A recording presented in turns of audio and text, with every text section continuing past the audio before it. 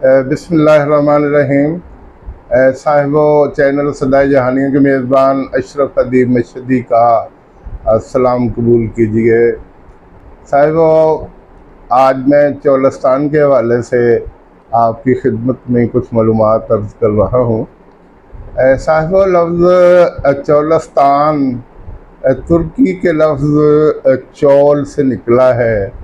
चौल का लफ्ज़ी मतलब है रेत, और चोलस्तान जहाँ रेत ही रेत हो।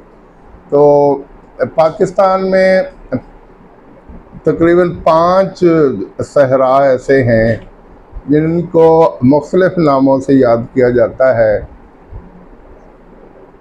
ये बहावलपुर के करीब जो रेत का सहरा है, इसको चोलस्तान कहते हैं। रेत के इसी तरह के सहरा को पंजाब में थल कहते हैं, और सिंध में इसी तरह के सहरा को थर कहते हैं, और बलूचिस्तान में इसी तरह के रेगिस्तान को खारान कहते हैं। तो मैं आज सिर्फ बलूचिस्तान चोलस्तान के हवाले से बात कर रहा हूँ। ये चोलस्तान बहावलपुर से 30 किलोमीटर आगे से ये शुरू होता है।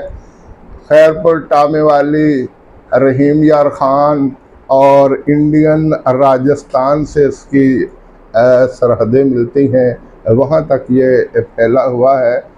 ये तकरीबन 66 लाख और 55,000 एकड़ रकबा पर फैला हुआ है। यहाँ रेत ही रेत आपको दिखाई देती है, हरियाली बहुत कम दिखाई देती है। साहिब, मैं ये भी आपको बता दूँ कि सहरा किसे कहते हैं। खुश्की का ऐसा टुकड़ा जहाँ 250 मिलीमीटर बारिश होती है। ये 250 मिलीमीटर तकरीबन 10 इंच होते हैं, यानी सालाना 250 मिलीमीटर बारिश होती है, जो 10 इंच के करीब बनती है। तो आप अंदाज़ा कीजिए, जहाँ इतनी बारिश होती है वहाँ कितनी गर्मी होगी, वहाँ पानी का कितना बहरान होगा और पानी की कितनी किल्लत होगी। तो चोलस्तान की दास्तानें अखबारात, टीवी और मुख्तलिफ ज़राए से मिलती रहती हैं कि वहाँ पानी की इतनी किल्लत होती है कि जब बारिश होती है तो निशेबी इलाकों में पानी जमा हो जाता है, और वही पानी फिर जब तक अगली बारिश नहीं होती जानवर भी पीते रहते हैं, कीड़े मकोड़े भी पीते रहते हैं, और इंसान भी पीते रहते हैं। तो यकीन करें, जब ये सूरत हाल देखी जाए तो फिर अल्लाह की नेमतों का शुमार जहन में आता है कि हम पे अल्लाह ताला ने कितनी नेमतें पानी की सूरत में, फल की सूरत में, फसलात की सूरत में और दीगर मामलात में अल्लाह ताला ने कितने एहसान किए हैं। हम बड़े आसाइश की ज़िंदगी गुजारते हैं, तो हमें अल्लाह ताला का शुक्र अदा करना चाहिए। आप उन लोगों का तसव्वुर कीजिए जो चोलस्तान जैसे इलाके में रहते हैं। काफ़ी अर्सा पहले अपना मुल्तान से हमारे एक MP खलीलुल्लाह लाबर हुआ करते थे। वो हरन का शिकार खेलने के लिए चोलस्तान में दोस्तों के साथ चले गए। वहाँ गए तो गर्मी इतनी ज़्यादा थी कि उनकी गाड़ी का जो अपना AC था वो ख़राब हो गया, और बैटरी ने भी जवाब दे दिया। वो इतने परेशान हुए कि एक छोटी सी झाड़ी के नीचे खलीलुल्लाह लाबर बेहोश होकर लेट गए। उन्होंने अपनी कमीज उतार के अपने ऊपर ली हुई थी और दोस्तों से कह रहे थे कि खुदा के वास्ते मुझे कहीं से पानी ला के दो, मैं पानी पीऊँ और मेरी जो ज़िंदगी की डोरी है वो सलामत रहे।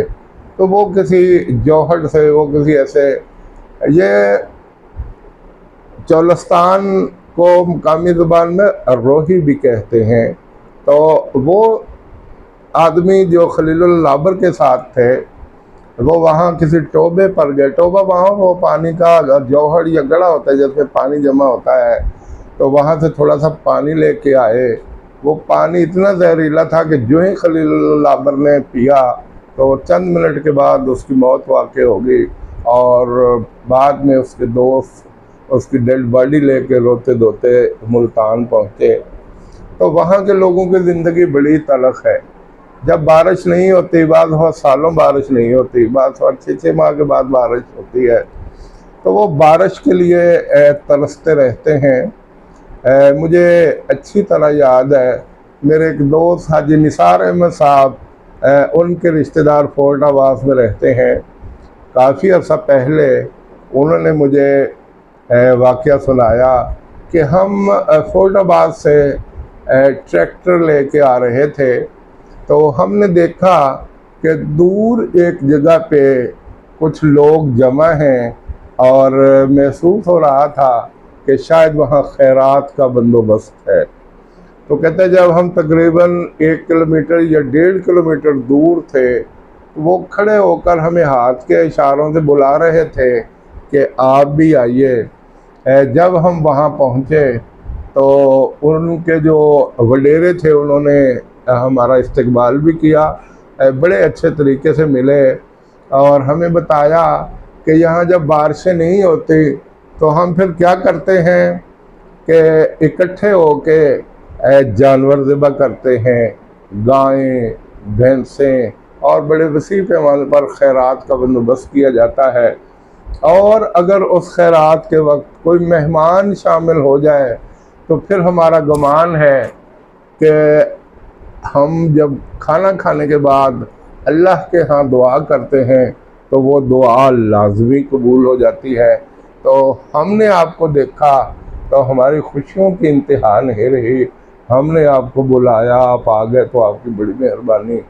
कहता है हमें बड़े एहतमाम के साथ बिठाया गया, और हमारे सामने उन्होंने सालन के थाल रख दिए कि जी भर के खाएं। कहता है कि भूख लगी हुई थी, हमने वाकई जी भर के खाना खाया, और फिर उन सब ने खाना खाने के बाद खुशू खुदू के साथ आसमान की तरफ मुँह करके दुआ की कि ए रब्बे करीम, यहाँ मखलूक़ात पानी को तरस रही है, न टोबों में पानी है, न किसी और जगह पे पानी है, और अगर बारिश ना हुई तो ये जानवर, ये अपना इंसान, ये मौत के मुंह में चले जाएंगे। तो कहते हैं कि हम जब वहाँ से दुआ के बाद चल दिए तो यकीन करें कि आधे घंटे के बाद हमें आसमान पर बादल दिखाई देने लगे, और जब हम दरमियान से होते हुए गड़ा मोड़ के करीब पहुँचे तो हमें फ़ोन पर बताया गया कि उस जगह पर बारिश शुरू हो चुकी है और अल्लाह ताला ने उनकी दुआ कबूल कर ली है। तो इस तरह वो लोग ज़िंदगी बसर करते हैं। बड़ी वो टीवी पर मैं नेट पर उसकी वीडियो देख रहा था, तो वहाँ सैकड़ों के हिसाब से पानी की कमी की वजह से भेड़ें मरी हुई थीं, गायें मरी हुई थीं और उनके ढांचे पड़े थे, और इंसान भी बहुत से ऐसे इंसान जो पानी की कमी की वजह से बड़ी सख्त ज़िंदगी बर्दाश्त करते हैं और बड़ी दूर दूर से पानी ला के अपनी ज़रूरियात पूरी करते हैं। ख़वातीन सैकड़ों मील का सफ़र तय करके पानी लाती हैं, और वो पानी उन जोहड़ों का होता है जो महीनों खड़ा रहता है, बाज़ दफ़ा साल साल खड़ा रहता है। आप अंदाज़ा कीजिए कि वो खुले तालाब जहाँ से सांप, बिच्छू, कीड़े मकोड़े, ऊँट, गायें, भैंसें और दीगर जानवर पानी पीते हैं, और वहीं से ख़वातीन पानी लेके आती हैं, वहीं से वो पानी लेके नहाते भी हैं, और उनकी ज़िंदगी के दिन जो हैं वो पूरे होते हैं। अब तो अल्लाह का बहुत फजल है कि अल खिदमत फाउंडेशन पाकिस्तान वाले वो वहाँ नलके लगा रहे हैं, मोटर्स लगा रहे हैं और टरबाइनें लगा रहे हैं, जिसकी वजह से काफ़ी आसानी हो गई है। और फलाह इंसानियत पाकिस्तान ने भी अपना चोलस्तान के अंदर और थर के अंदर और दीगर इलाकों में इस बाब में बहुत सा काम किया है।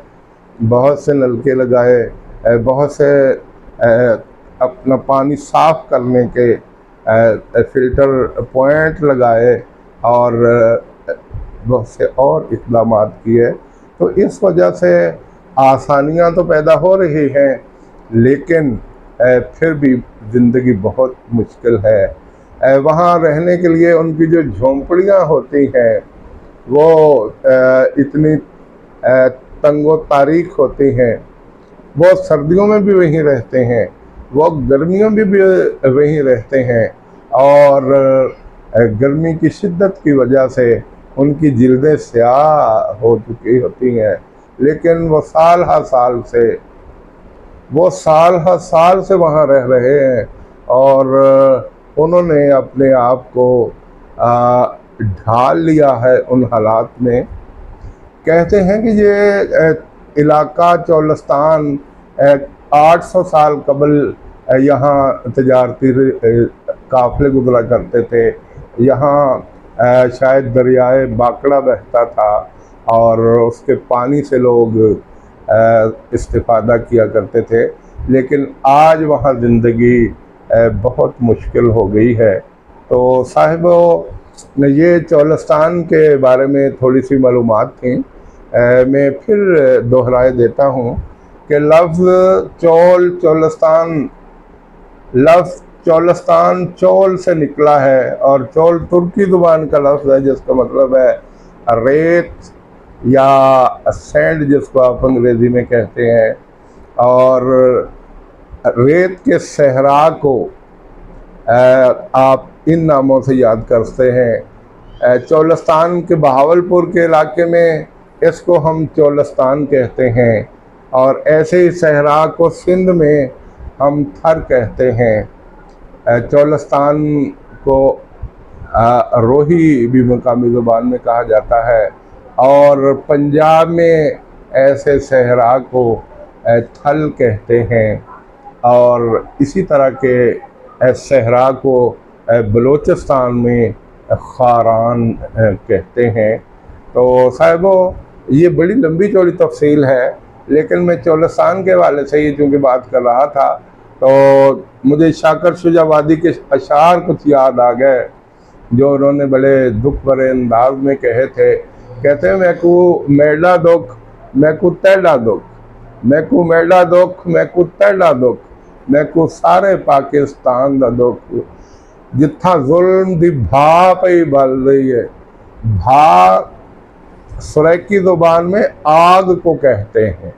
तो ये जो इलाका है यहाँ वडेरा शाही है और वडेरे अपने मुलाजमीन के साथ, अपने हारियों के साथ बहुत बुरा सलूक करते हैं।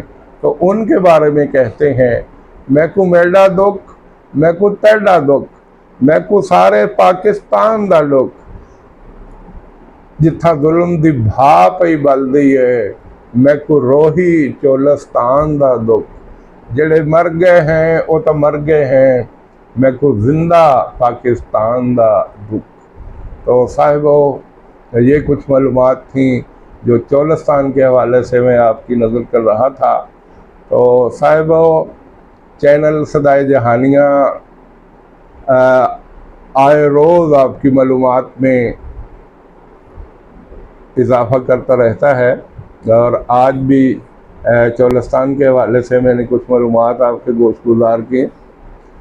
चैनल सदाए जहानिया आपका अपना चैनल है, इसे मोहब्बत कीजिए, इसे सुनिए, इसे देखिए और इसको सब्सक्राइब कीजिए। अपने दोस्त अहबाब को मशवरा दीजिए वो भी सब्सक्राइब करें ताकि इसकी रेंज वसी हो सके।